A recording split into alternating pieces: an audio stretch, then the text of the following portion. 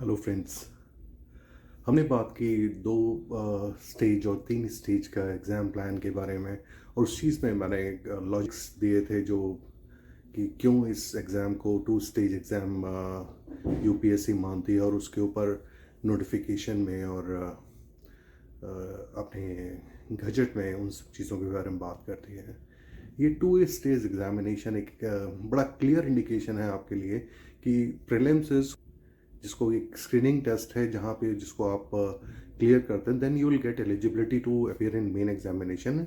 Second stage of this examination, main examination, is the real examination on basis of written examination plus interview. आपका selection का आपके marks दोनों में जो है उसको जोड़ के जो एग्रीगेट बनता है उसके आधार पे आपका सिलेक्शन के चांसेस बनते हैं. रिटन एग्जामिनेशन आपका मेंस का, जिसमें 9 पेपर्स हैं, 2 क्वालिफाइंग और 7 जिनके मार्क्स जुड़ गए हैं, और साक्षात्कार जिसमें 275 मार्क्स का एक योगदान रहता है. इन दोनों के आधार पर जो आप मार्क्स प्राप्त करते हैं वो आपकी मेरिट लिस्ट में उपस्थिति का निर्धारण करती है, और अगर आप अच्छे नंबर लेते हैं और उच्च स्थान प्राप्त करने के चांसेस आपको मिलते हैं, तो आप अपनी सोच के अनुसार आपका जो आपने प्रेफरेंस दिया है अपनी सर्विस का, वो सर्विस आपको मिलने के चांसेस रहते हैं. इसमें आप अगर देखें तो यूपीएससी बड़ा क्लियर है अपने थॉट्स में, और वो कन्वे भी इस चीज़ के लिए करते हैं कि एग्ज़ाम प्लान ऐसा है जो फरवरी में, जैसे इस बार 22 जनवरी को एग्ज़ाम प्लान उन्होंने घोषित किया है इस नोटिफिकेशन के साथ में.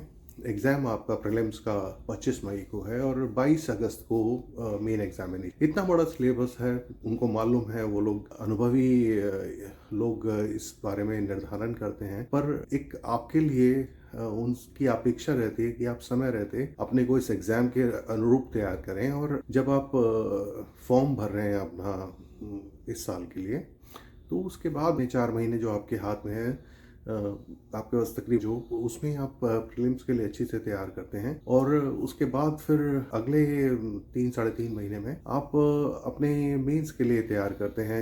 आपकी तैयारी तो बेसिकली 1 साल पहले शुरू हो जानी चाहिए, और उसके बाद ये पीरियड एक ऐसा है जहां आप अपने आप को एग्जाम के लिए तैयार करते हैं. It's sort of A revision plus evaluation of your prepare. आपने जो तैयार किया है पिछले महीनों में, उसको किस तरह से आप इवेल्युएट कर रहे हैं, वो एक बहुत मैटर करता है. और यहाँ पे बड़ा क्लियर इंडिकेशन ये एग्जाम प्लान देता है कि आप मेंस की तैयारी करते हैं, उसका जो सिलेबस है उसी के ही कुछ कॉन्स्टिट्यूएंट्स हैं जो कि प्रीलिम्स में आपके सिलेबस के अंदर दिखाई देते हैं. और उस एक प्रीलिम्स और मेंस के जुड़ाव को अगर आप समझते हैं, दोनों एग्जामिनेशन के लिए जो सिलेबस है उसको आप एक सही ढंग से समझने की कोशिश करते हैं, तो आपके लिए बहुत आसान हो जाता है. और अगर आपकी मेंस की तैयारी पहले, तो बहुत क्लैरिटी आपको रहेगी, और जब आप प्रीलिम्स के लिए अब मोड चेंज करेंगे तो उस टाइम में आप जो फैक्ट्स एंड फिगर्स हैं, आपके पास कॉन्सेप्ट्स क्लियर हैं, और उसके बाद जब आप मॉक टेस्ट के द्वारा अपने नॉलेज का एक इवैल्यूएशन करते हैं, तो आपको पता चलता है कि आप कहाँ खड़े हैं. और मॉक टेस्ट का